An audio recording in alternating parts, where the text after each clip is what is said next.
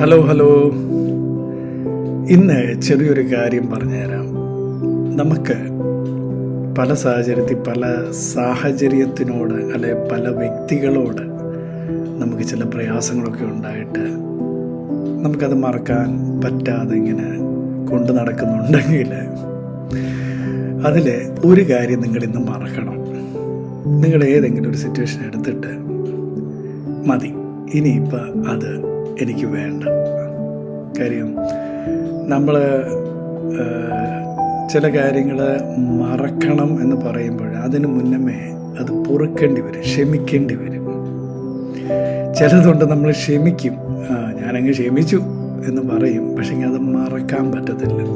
ഇത് രണ്ടും ഒരുപോലെ ആവശ്യമാണ്. കാര്യം ഇതിൻ്റെ ഗുണം മറ്റാർക്കുമല്ല, നമുക്കാണ്.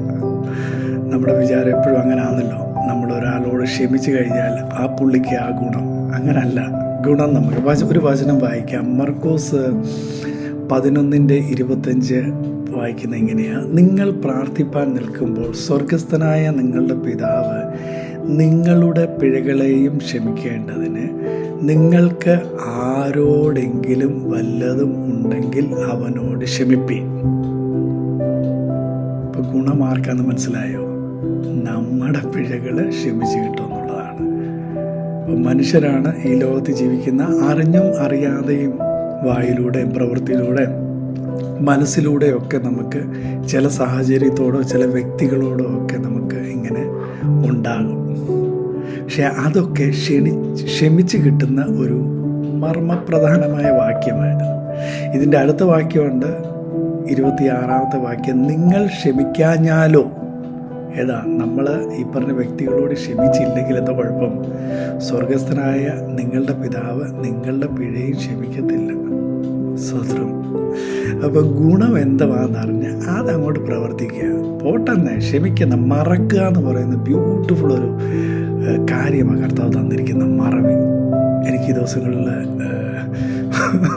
മനസ്സിലാക്കുകയും പ്രവർത്തിക്കുകയും ചെയ്യുന്നൊരു കാര്യം. ഒരു കാര്യം നമുക്ക് അത് പ്രയോജനം ചെയ്യത്തില്ലെന്ന് അറിഞ്ഞാൽ അപ്പം തന്നെ അതിനെ ഡിലീറ്റ് ചെയ്തും കളയുക. ഹല്ലേലൂയ. ഓർക്കുന്ന കാര്യമേ ഇല്ല, ഓർക്കണ്ട.